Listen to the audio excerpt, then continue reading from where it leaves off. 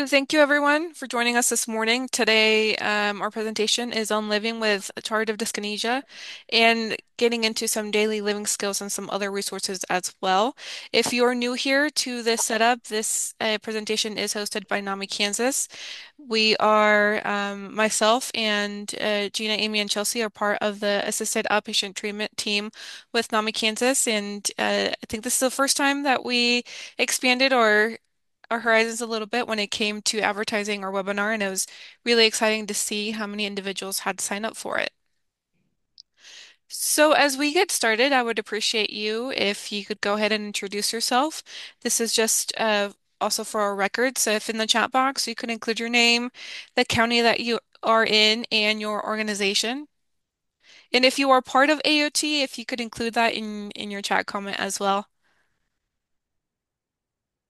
But I will give everyone a second. I guess, to begin with that introduction, my name is Itza Moya, for those that don't know me, and I have been with NAMI for a few years now.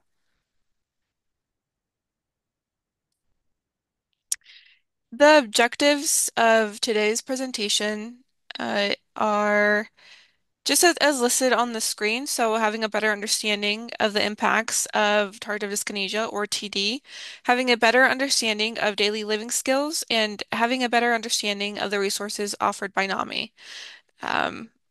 We've come to realize throughout the years that we have done this is that a lot of individuals don't know what everything NAMI has to offer and other community resources like consumer-run organizations. So we always like to highlight our community resources whenever we can. To begin with the presentation, so the first half of this presentation is living with tardive dyskinesia or TD, and it's a look at the impact. Originally, when I went through this training a few months ago to offer this presentation, it was originally created by Debbie Fox Davis. The way that Teva does their presentations is that because they are a pharmaceutical company, everything is already pre-made and sent out. So I really couldn't personalize like my name and other things. So with that disclaimer, the information contained in this slide deck is provided by Teva Pharmaceuticals. They're a medical affairs department based on identified education and need and or gap. So, a quick little backstory to why we decided to use their slide deck and their information. Back in October, NAMI Kansas hosted their annual conference and annual meeting. And during the annual meeting, we had a TEVA representative there, and they presented this slide deck, this information, and we had the thought that this would be great information to really take to our other stakeholders and not just the ones that were at the conference. So we started planning this webinar to just expand a little bit more on just information with in regards to tardive dyskinesia. So what is tardive dyskinesia or TD? I think probably looking forward, I'll probably just use TD. TD is a treatable condition that causes a range of repetitive, unwanted, uncontrollable body movements. And you typically see this in the face, hands, feet, and upper body, but of course not limited to, but primarily this are the what you see most common. So what causes TD? Certain prescription medications used to treat different health conditions cause TD as a side effect. So antipsychotics can cause TD. Typically, you see them with different conditions like schizophrenia, schizoaffective disorder, depression, bipolar disorder, anxiety, sleep problems, other psychiatric conditions, and some GI conditions. How common is TD and who is at risk? So, about 1 in 4 people taking certain medications may eventually develop TD. Um, but the risks are higher for individuals that are taking first generation antipsychotics versus second generation antipsychotics. With older antipsychotics, we see up to 30% of people may develop TD, and with the newer generations, we see about 7 to 10% of individuals may develop TD. And if you follow fall into some of these categories posted on the screen, you might have a higher risk of developing TD, which that includes older age, those of African American descent, diagnosis of schizophrenia if you are a female, pre-existing movement disorders, the usage of drug or alcohol, and also smoking. When do TD symptoms develop? So, symptoms typically occur after years of taking these medications. And a lot of the times you don't see that symptoms start soon after you start taking antipsychotics. It can be years of taking medications before you start seeing symptoms, but sometimes they do develop as little as 3 months. And another thing to keep in mind is that stopping the antipsychotic may cause these movements to still continue or get worse. So it's not a foolproof thing to suddenly stop taking your medication. With some individuals do think that maybe they develop TD, they stop taking medication and it stops, and that's something that really doesn't happen. What are the signs and symptoms of TD? So TD can look and feel differently depending on the person. Some people notice unwanted movements in their face with their lips puckering or their tongue sticking out, blinking, jaw movement, or frowning. Some people experience hand or foot movements, having trouble breathing or speaking clearly, or having movements in the upper body or neck. So, so those that I listed and also those on that are on the screen as well, just different type of body movements and that are uncontrollable to the individual. Originally, in the slide deck, this is where these little four circles would be different video clips of examples of what TD symptoms look like in different individuals, but I couldn't make them work. That was part of the technical difficulties that I was having a little bit beforehand. So, unfortunately, if I'm able to find links to send out with my resources, I will, but we just won't be able to show these today. So what is anosognosia? And I think if you are part of the mental health community, you probably know what anosognosia is, especially if you are part of an AOT team. So anosognosia is when a person is unaware of the symptoms that they are having. We see anosognosia a lot with individuals that have a severe mental illness or SMI, but we also see this commonly with individuals that have that develop TD. And while TD may be noticeable to others, people that have anosognosia or develop anosognosia, they might be unaware that of their body movements, and they might have other symptoms of like their other underlying conditions. So in many instances, no one could really convince the person with a condition that they have an illness. But it's also very important that if you are a family, a friend, a support of any sorts, that you're still being compassionate and understanding of the individual.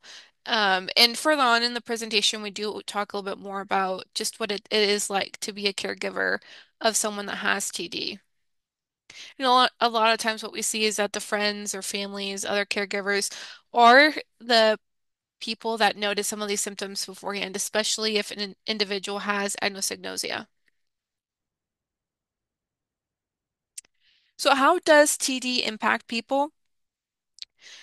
So just as people experience TD movements in different parts of their body, TD also has different impacts on a person's life. It can affect people physically, making it difficult to walk, write, or sleep. It can affect people socially, causing people to want to avoid social interactions. It can affect people emotionally, causing embarrassment and anger. And it can have an impact on a person's career by making it difficult to get a job or a promotion.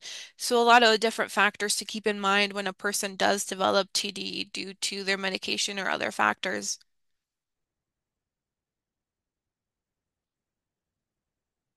So what are the physical impacts of TDs? More than 9 out of 10 people living with TD reported that TD affects how their body functions. So you see this in when it comes to exercising, showering, getting dressed, making the bed, eating, speaking, falling and staying asleep, washing dishes. So it's difficult to do everyday activities around the house. It's turns difficult doing stuff at work if the person is employed, and also difficult to do just things in social gatherings, which is why it's difficult all around for the person. Um, a testimony example that's listed on the screen, it says, Robert, I have always I always feel like I'm running short of air, so either I talk lower or I end up gasping for it. So it does affect speaking and other parts of the person's limitations that sometimes we don't think really about. Oh, yeah, that could be a physical impact. And what are the emotional impacts of TD? So more than 2 out of 3 people living with TD report that sometimes, often, or always they feel some emotional impact to it. So typically what we see is these TD symptoms make an individual feel sad, frustrated, embarrassed, anxious, unmotivated, shy, tired, or worried about feeling rejected. In the quote that we have on the screen, it's Sandra saying, they've greatly affected my balance, affected the way I eat, the way I sleep, my social interactions.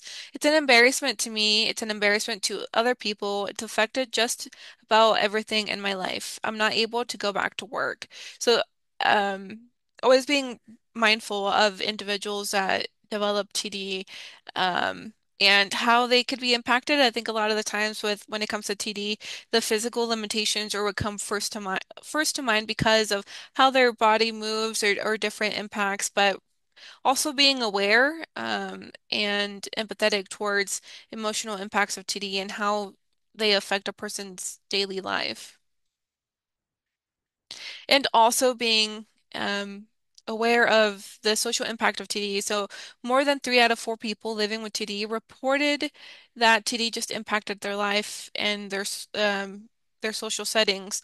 So, in addition to physical and emotional impacts that we see with TD, most people with TD said it interferes with doing fun things, like getting out with friends and family, joining social activities, participating on video calls. Um, on the screen that we have, the thing that really affected me was my mouth. It would go like a tweaker, and it caused some really bad family fights. It was bad. Here I am, 50 something years old, and my children thought I was tweaking on drugs. It was terrible. It was the worst time of my life. They took my grandchild away from me. So a lot of the times it's difficult to socialize, especially with individuals that have TD and they have it to a place where they're having a lot of just facial movements, body movements, and it's difficult to maybe act normal to what societal standards are. And that's where you just tie in those emotional factors and you tie them into the social impact. And a person really does suffer a lot when they're not able to socialize with their family, with their friends in normal settings because it's just something that they might steer away from. Uh, with that, it comes with how do others react to people with TD. So everything just stated, like the emotional, the social, and the physical impacts that individual experiences with TD. It's heightened when it's in a social setting when maybe they're around a lot of strangers. So more than 6 out of 10 people living with TD were bothered by negative reactions, and they receive a lot of these negative reactions when they're in social settings, maybe in social settings where they don't know a lot of people. So strangers and loved ones can show negative reactions to people who have TD. Like we read on that la last slide, people, including maybe first responders, could easily mistake TD symptoms to signs of substance use. So it's something to be really mindful of. And when a person is experiencing TD, sometimes they could what is recommended is having some identifying factor. A lot of times we have like medical bracelets or any other medical identifying thing that they could carry on their body to allow people to know, just like first responders, that it's a medical condition. It's nothing to do with substance use. Oftentimes, the negative reactions that you will see is staring, making jokes at their expenses, just trying to grab someone to stop the movement, which is something you shouldn't do without consent. Asking what is wrong, why they're moving, or just if they're not aware of the situation, telling the person to stop moving. Um, and the example that we have on the screen, we have Gladys said, one day we were having a meeting, and that is when one of the clients said, I was doing it on purpose because when I do them, like the movements, we make a joke about it and I laugh. And he says, "Oh, they just do it on purpose. See how they laugh afterwards." So I had to go off. I went out of the room and cried. So it's difficult to for strangers that really don't know a lot about TD or don't know about the person's diagnosis to easily make assumptions that negatively impact an individual. And one of the underlying things with TD2 is just how it impacts the professional life of the individual. So one out of four people living with TD reported that they had to stop working. Um,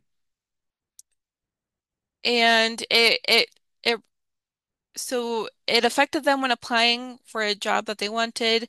It affected them being on time for work. It's difficult to pursue continuing on your education, applying for promotion, or maybe even getting a job, um, because they're self-conscious of the person could be self-conscious of their movements during an interview, during their job. Their movements also impact or they impair when a person is getting ready for work or trying to get to work, which impacts maybe their time management a little bit, or just as they're trying to pursue further education. In the example that we have from Betsy, it says, I was a software engineer, so I had many calls facilitating, 50 to 60 people on the call, and when you can't clearly enunciate your words, there's total confusion. Just total confusion. So that was very frustrating. If I had a friend on the call, I would maybe type a note to them, tell them this or tell them that, and it got worse. So a lot of it's not just the physical attributes that we're thinking when it comes to muscle spasms, but it's also, as stated in one of the previous slides, just how it could affect a person when they're speaking as well, and that just overall just impacts their social development and their professional development. So as I mentioned a little bit previously, sometimes a caregiver or a loved one, a friend, in NAMI, so one of the NAMI things is that we use the term family loosely. So family means a friend, a caregiver, a neighbor, whoever it is that you recognize to be part of your support system, to be part of your family. So a lot of the times, uh, your loved one, your family will be the individuals that notice just the difference first. Um, you So it's noticing the difficulties like when it comes to eating and drinking, sleeping, socializing, or spending time in public. Sometimes an individual with TD, as their symptoms start to worsen, they start to maybe go out less or change what they like to typically do in a social setting, or they just want to be home more because they don't want to be out in public. It's also when speaking or being understood by others, so really recognizing those speaking patterns and reading and writing. Sometimes that could be a more obvious symptom is has a person's reading or writing changed here recently? Has it changed drastically? And it might be difficult to have a conversation with TD. It's always difficult to start a conversation when anything in regards to a person's health or mental health too. So it's important to remember if you are a caregiver or a loved one, um, your loved one might be feeling shame, embarrassment, or anxiety.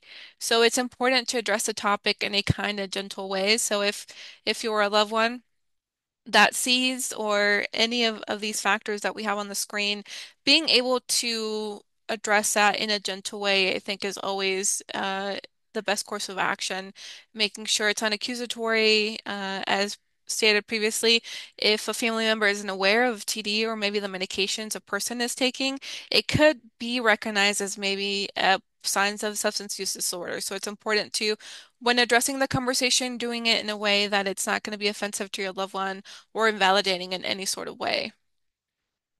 So when talking to a healthcare provider about TD, it's important to share things like movements you or your loved one are experiencing. So if you yourself are the person experiencing TD, you could firsthand share with your healthcare provider the movements that you're experiencing, when you notice the movements first begin, and how it's impacting your daily life.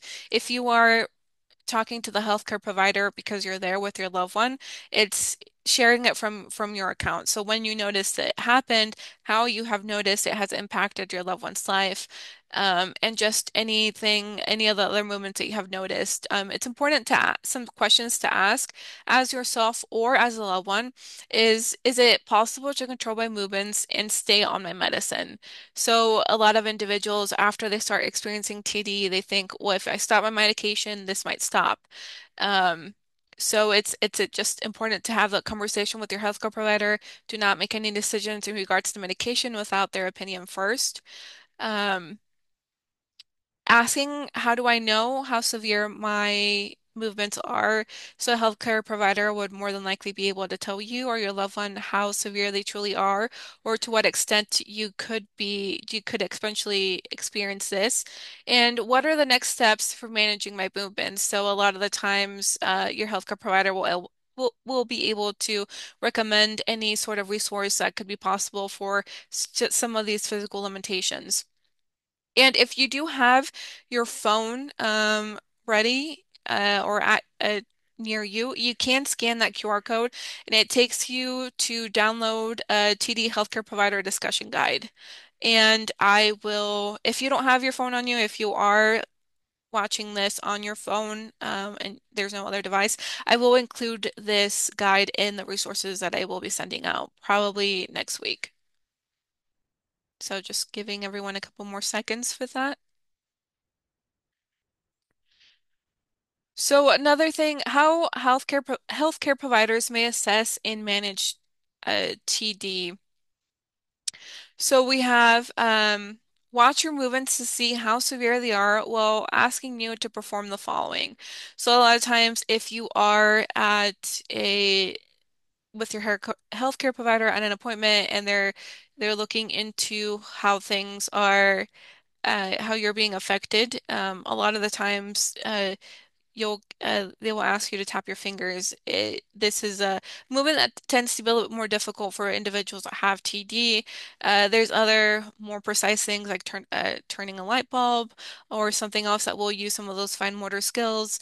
And of course, showing spirit fingers, which I think is always, as we always picture maybe in some movies or see in public, just being able to move your fingers, that's also difficult for someone that has TD. Some of the questions that you'll be asked is how you've been impacted, and that includes physical, social, emotional, and professional impacts. And it's always important to be honest with your healthcare provider with every single one of those aspects. How a person has been impacted, how if you are the family member and your loved one says, they haven't been impacted in an emotional way or a social way, but you have noticed it, it's also important to go ahead and tell the healthcare provider, like, well, they might not recognize it, but this is something that we have recognized as a family or as a caregiver. Um, Managing TD requires an individual plan for each person based on symptoms, treatment goals, and other medical conditions and medicines you may be on. So it's very important once a person starts developing TD symptoms to have that appointment with a healthcare provider, and that provider will walk you through what the goals could be, how your treatment could be. It's difficult to go through that course of action without having some medical opinion to go with it. So support for caregivers when facing TD. Um, a lot of the times what we see is, and it's difficult to acknowledge just the burden of TD on caregivers or just the burden of what a caregiver faces when a person has a mental health condition or other physical conditions. In our NAMI family to family class, I'll break down a little bit more towards the end of this presentation. We do actually cover different ways how a caregiver or a family member could work through these feelings because sometimes a caregiver will feel guilty because they feel burdened because of their family member's diagnosis and just know it's normal to be experiencing some anger, some guilt as a family member. But it's important to work through our emotions and find some resources to gain some support. Because as a family member, sometimes we might be the only line of support for some individuals. Being a caregiver of someone that has TD is not always easy, and it's normal just to feel a variety of different emotions. Caregivers often report that they feel anxious, worried, sad, or overwhelmed, or stressed. They might start limiting their own social activities because they're worried about their loved ones being home alone, and it's just easier to just stay at home with them. They might not have enough time to enjoy the things they previously did for fun, and that goes along with not wanting to leave the house as often and losing privacy and alone time. That could be if your family member is, or the person you're taking care of is a little bit more dependent of help because of their physical limitations. And of course, just not being able to leave the house as often. So some tips for caregivers is just a reminder that you're not alone. Remember that your loved one may be feeling a variety of emotions related to TD. It's important to have open and kind conversations with them. So this is very important where just getting some communication skills is important. And also in our NAMI family to family class, we do highlight different communication skills in different parts of our class that could just be more effective when speaking about difficult subjects with their loved ones. And it might be difficult for people with TD to recognize their symptoms. Again, that follows along with the idea of just if your individual that you love it has anosognosia, it might be just difficult for them to recognize their physical limitations through TD, but as well as their limitations because of their mental health diagnosis. Um, it's challenging to provide care for someone that has TD, and it's normal to feel overwhelmed. That's when just have to remind yourself it's okay to maybe feel guilty because you feel some burden. But most importantly, it's you have to take care of yourself. You cannot. One of my favorite things that we learn in a family to family is that example of if you're on an airplane, you have to put on your own oxygen mask before you try to help someone else. And that's the same case with if you're a family member of someone that has TD or an SMI or any other physical limitation, it's important to know that you have to take care of yourself. Self-care is important. Finding support groups or other educational groups might also help with just feeling a little bit supportive of and less alone. And here on this page, we have some more resources with some information. So you could take a picture of it, you could scan that QR code. I think that QR code is the same one to take you to that discussion guide. And I will send out that guide in the resources. But um, just looking into the different websites that offer that information. Whenever you're looking for resources or maybe you're just wanting to know a little bit more about TD and just how it affects a person. So before we move on to the second half of our presentation, does anyone have any questions in regards specific to TD? And also, if you are not comfortable maybe putting in the chat box or speaking out loud, you can always email out those questions too. I will include my contact information at the end of this presentation.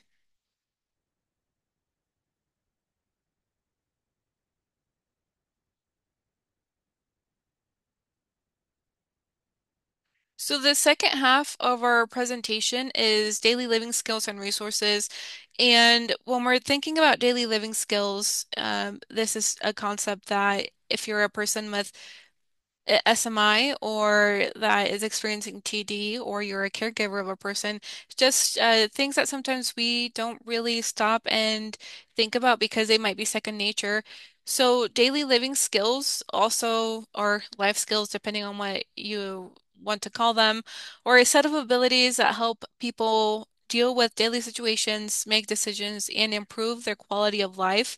So these are just the basic things that sometimes we overlook when we don't have a whole lot of difficulties.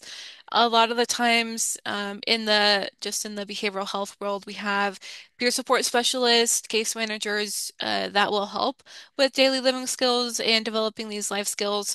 Um, but as well in the community, we have organizations like consumer run organizations or CROs that help develop these skills, and there's other resources like clubhouses, depending on where you are in the state. They'll also offer daily living skills and life skills, and we will break them down a little bit more. So some examples of daily living skills is when it comes to communication, so being able to communicate effectively with others.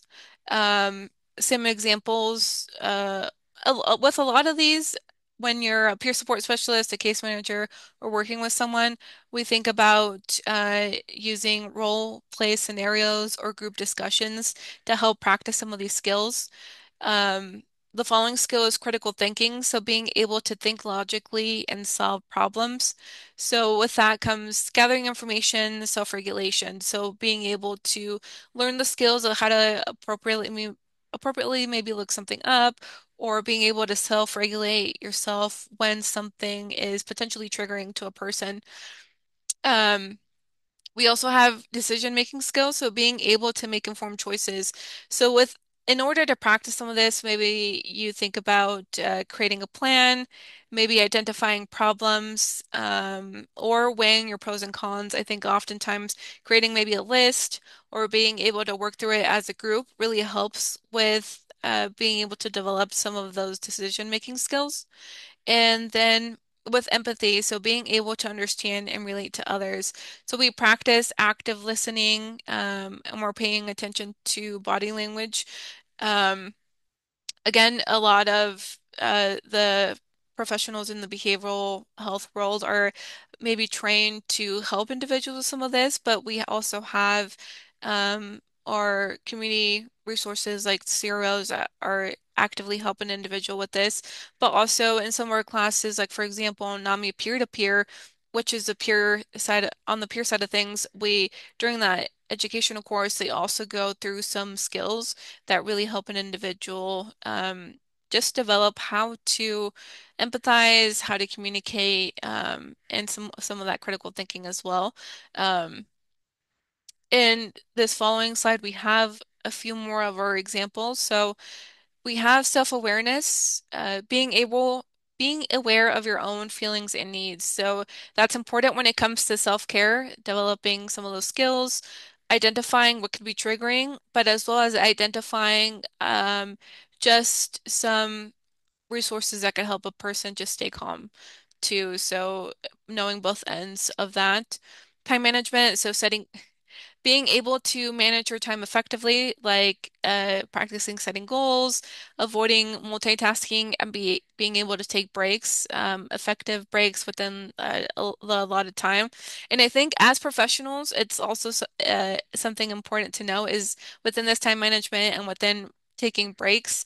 You are also, as a professional, allowed to take breaks and allowed to avoid multitasking because it's important that we are as professionals, just aware of our surroundings and aware of our time management. And I think a lot of the times, some of us will even completely skip lunch because we're so busy with someone. But taking a break is important and it falls back into that self-awareness too. So being aware of your own feelings and needs, and tying that back into the time management. So as we're helping out consumers, sure that we're helping out ourselves too and giving ourselves just whatever time that we might need to just to take care of ourselves. Conflict management, so being able to manage disagreement with others. It could involve like role-playing scenarios and utilizing I statements. This also falls back into that of just developing communication skills and I st I believe I statements are a great resource and our NAMI peer-to-peer and our NAMI family-to-family class do a great job at helping individuals just expand that skill of using I statements and maybe active listening. Then we have financial competence, so being able to manage money. This includes building a budget. It includes being able to grocery shop and staying within that budget, or grocery shopping and being able to just compare prices. And basic technology skills like being able to use digital tools.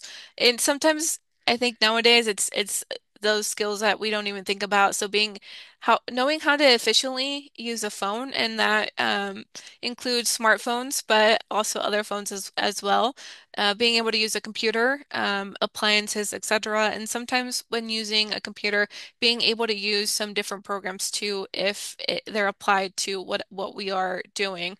So I would like to invite Gina. Gina is part of our AOT team. She is located in Ellis County, and she is runs a local consumer run organization there where they practice a lot of these daily living skills. I think the one thing that hit me when you were talking, Itzel, was, and it was under time management, but it can be anywhere. We, as people working with um, adults with SMI, understanding that they're looking to us to show them, to demonstrate how to do this. And when you were talking about time management, it's like, yeah, taking that few minutes to, okay, let's go on break for a minute. You need it, I need it. And, teaching them how to use the break. One of the biggest things that we deal with is the financial uh, comp,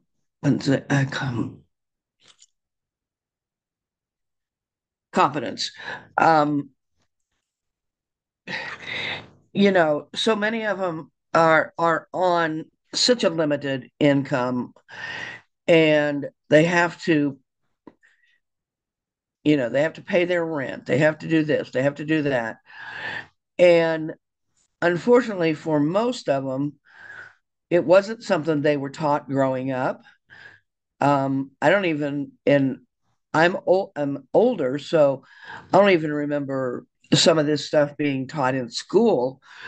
But I guess it is now more. Um, but teaching them how to make a budget, and and the fact that budgets are flexible. You can, I remember working with an individual, and they had all the things down that, your groceries, your all the different things that they had to pay out, but they were a smoker. They didn't put cigarettes on there, and um, so you have to stop and say, okay, well, now, what, where are you bringing what budget are you taking the cigarettes out of? Because sometimes they don't think about putting it down. They, a lot of times it's like, well, I know I shouldn't smoke, so I just don't put it down. Well, that doesn't change the fact that you're going to buy cigarettes when you get that check. So we need to identify it and gradually um, teach them how um, to carry $5 in their pocket for 2 days and not spend it. It's little simple things, because so many times everything is um, I want it now, instant gratification. And as soon as that's over, then I've got to find another way for um, gratification. Conflict management, that's a wonderful one. We do a lot of role plays where that's concerned. Um, Unfortunately, we've become a generation where it's not okay to have differences of opinion. And so we've lost that ability to do conflict management, because we think black and white. either I'm right or you're right, and there's no way both of us can be right. Yet we can be right in our own thinking because it's right for us. So teaching them that, and helping them understand that they have a right to their opinion and it's okay if it's different than mine or different from, the therapist or different from the med provider. Um, Technology skills, almost everybody is better at that than I am. you know. Um, I grew up with rotary phones and old fashioned typewriters and in high school, and so learning how to maneuver the basic skills, they teach me more than I teach them because they have, that's something that they're good at, and you just don't. And that's a good tool to let them know that you're good at this. You're better at this than I am. I can come to you and ask you to fix it. I bought a watch the other day, and I needed help getting the time set because it wasn't working for me. And then I got home and realized they set it to um, Army time. And so then I had to go in yesterday and say, okay, can we set this to 12-hour thing so I can know what time it is? Because they don't think in that term. Some of them do think in that term. And so understanding that where they're coming from is highly important. The CRO offers, um, in our brochure, we say that we offer budgeting, planning, job search, housing, role play, life stories, talking jar, and stick group. And if we have something on the schedule for that day that we're going to talk about or do whatever, if somebody has an issue that they need help resolved right now, then we flow with that. We go with it. Um, Recently, we had somebody who had done something that's not norm for them. They're usually very much a part of their budgeting and stuff. Um, and they immediately thought, I have to get a payee. I have to get a payee. So we talked about that, and I've been a payee for some people. And then when I was at home thinking about it, it's like what happened was this was not this person's normal behavior. And so when I went back to the CRO a couple of days later, um, I told them, I said, let's start with a budget. I said, let's not jump in from you can take care of yourself to now you need somebody to take care of, because the whole idea is to build their skills. And he was so much more receptive of that. And it also gave me time to say to them, this is not your norm. This was part of your psychosis during this time. And you're not in that psychosis right now. So we don't need to treat it as such. Um, Role playing, we have a lot of fun with role playing because um, at first, they don't want to be a part of. But then as we start making it fun, it helps them to, simple things like learning to say no. That's a life skill that people feel guilty about. I don't have anything on my calendar, so therefore, if you want me to help you, I should be able to do that. That would be the right thing to do. But maybe I'm just getting over an illness and I need to rest. So that isn't the right thing for me to do. So learning to say no to things. Um, One of the things we had to do out at the CRO, we had to um, make a no a policy that you couldn't bum cigarettes from other people.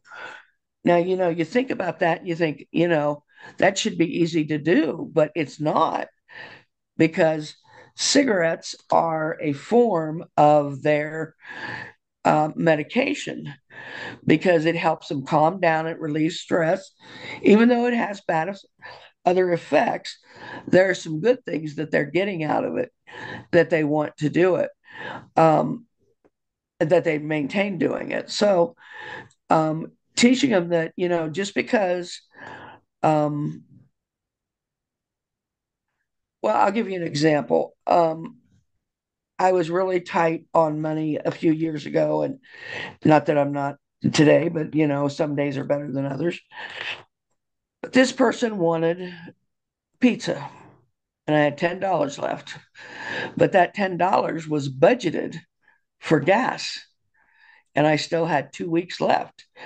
And $10 now doesn't sound like much for gas, but back then it was. Um,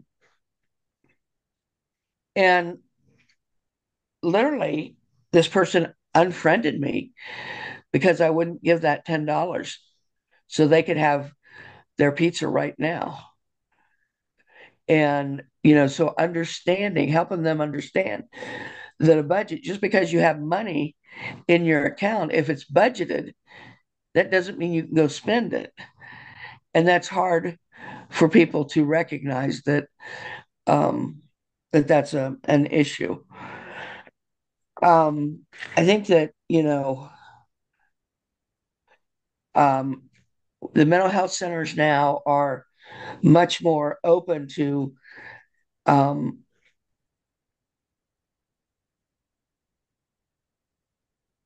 to clients having jobs and finding jobs that are right for them, and helping them to be a part of society, you know, and um, and that's where the reason we put these two together is like, if they have TD, then we're looking at jobs where, for some of my people, it's like, okay, you be a dishwasher because nobody will see you back there. You start where you are and then move forward. And um, they've never said this, but um,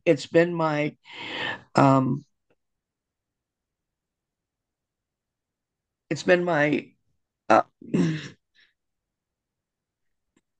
not thinking of the word. Oh, like when you're working with somebody, um, if they get more nervous, their TD gets worse, you know, and so how to deep breathe, how to do some skills that will help you feel more in control.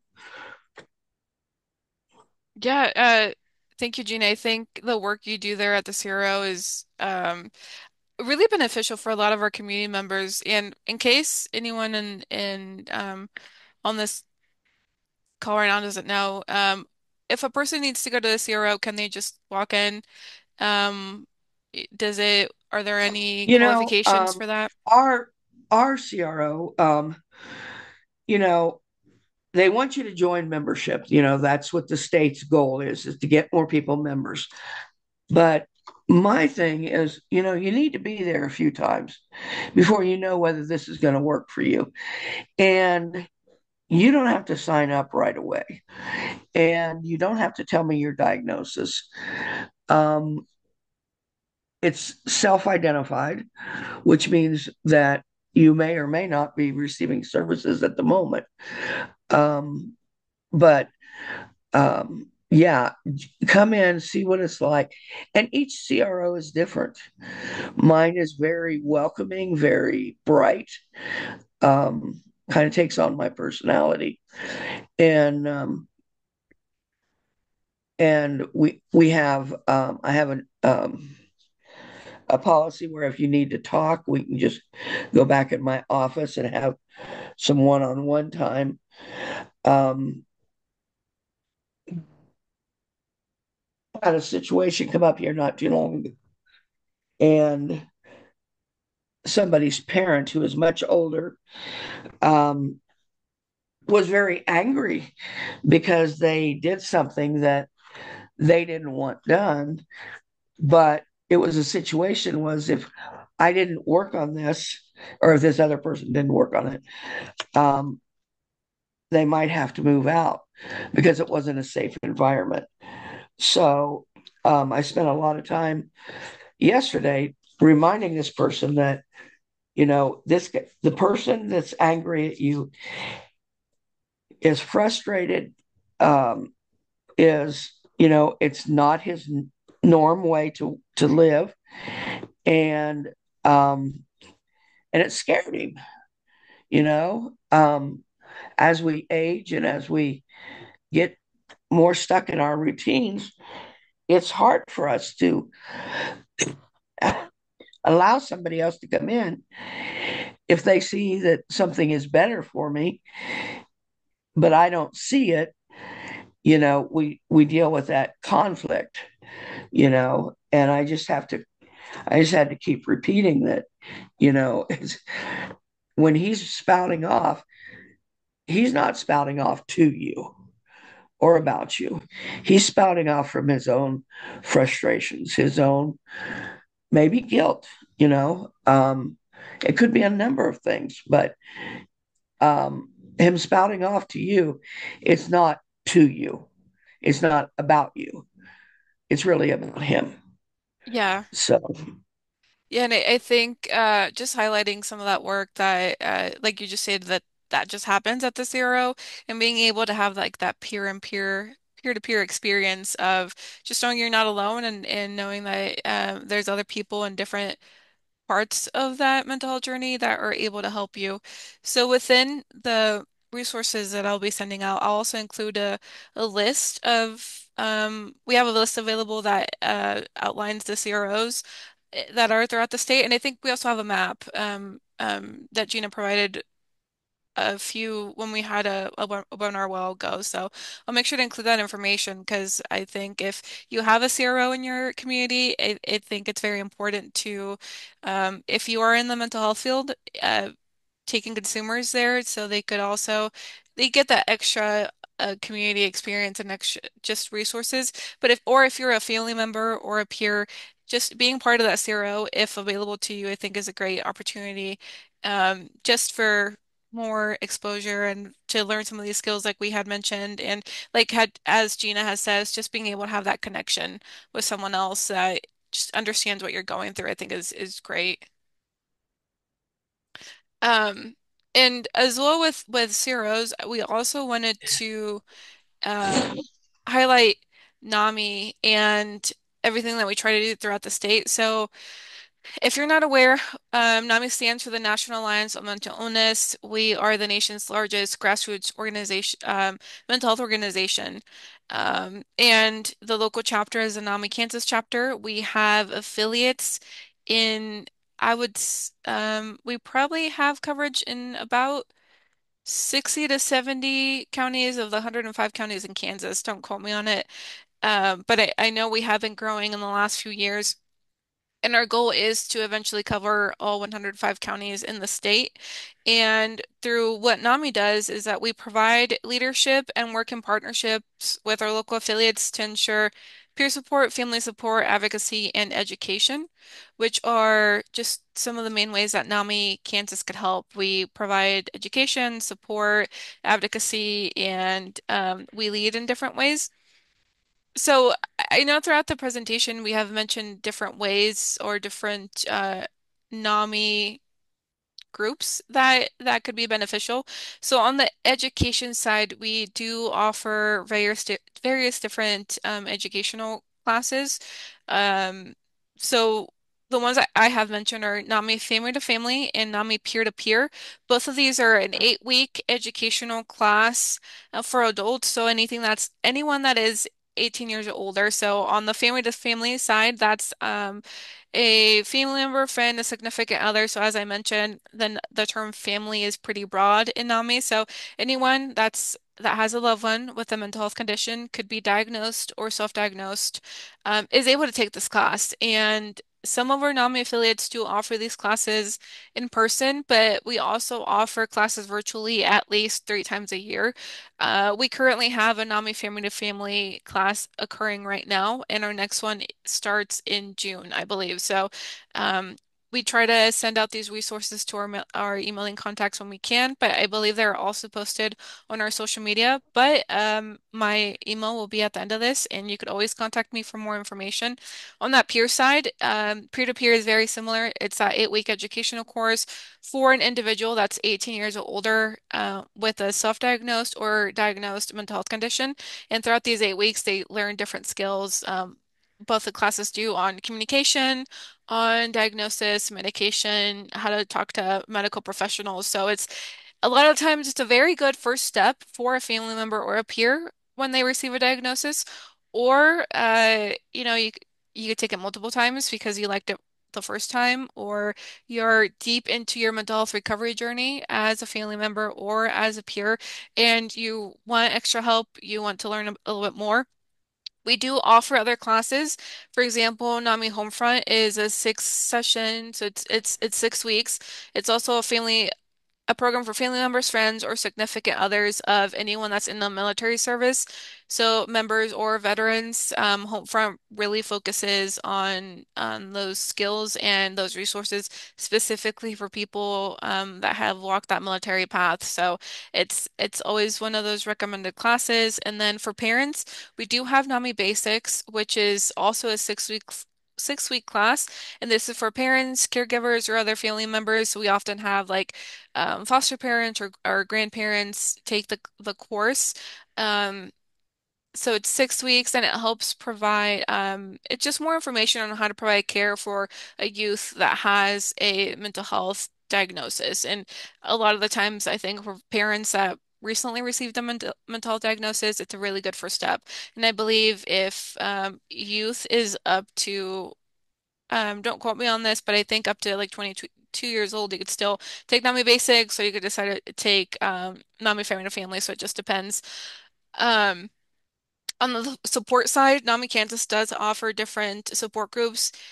You could try to find support groups through NAMI locally in person through your local affiliate, or we have a bunch of different virtual support groups that are online via Zoom. We have a list of these available to on our website, and the NAMI Kansas website is a great resource to go on the website and find information in particular to your area, and that includes any educational class, any steering committee meetings, or any support groups. On the support group side, we do have support groups that are specific for individuals that are peers, and then we have the support group specific for family members, as we had mentioned. And these support groups and these classes are ran by two facilitators, so family members or peers, depending on which one on what side you're on. And these facilitators do go through a training, so they do know how to handle different crisis situations or how to get through some of this information. So definitely recommend those. On the advocacy side, NAMI Kansas helps a lot when it comes to local advocacy efforts, so maybe in county or statewide. And NAMI National does a lot of advocating at the national level too. So just one of our focuses is truly to help advocate for the voice of people experiencing mental health conditions. And then we lead in So different, I'm going to interrupt yeah, you, but yeah, go it's ahead. 1 minute till. Yes. Uh, so we need to get them on the. Yeah. And then we have, when it comes to leading, we have different presentations that we could take locally and also taking initiative in your local affiliate. And as Gina mentioned, for those that are here for the Want a CEU, we just posted an evaluation link on the chat box. And that takes you to the evaluation. And here in a minute or in a couple seconds, we'll post the link that takes you directly to the CEU. So, oh, Amy, I think you might have to copy and paste the password. It is password protected.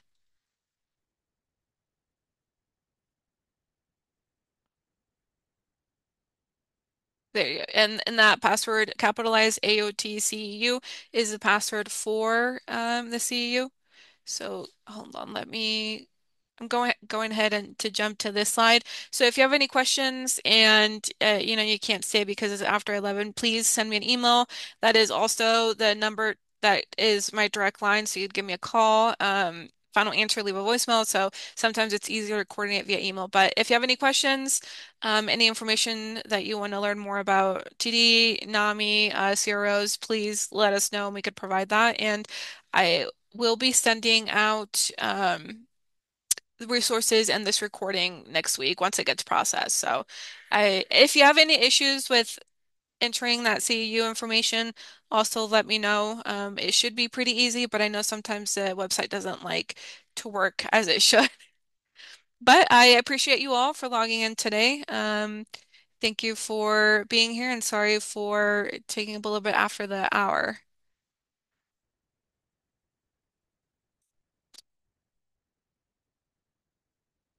We'll go ahead and stop the recording.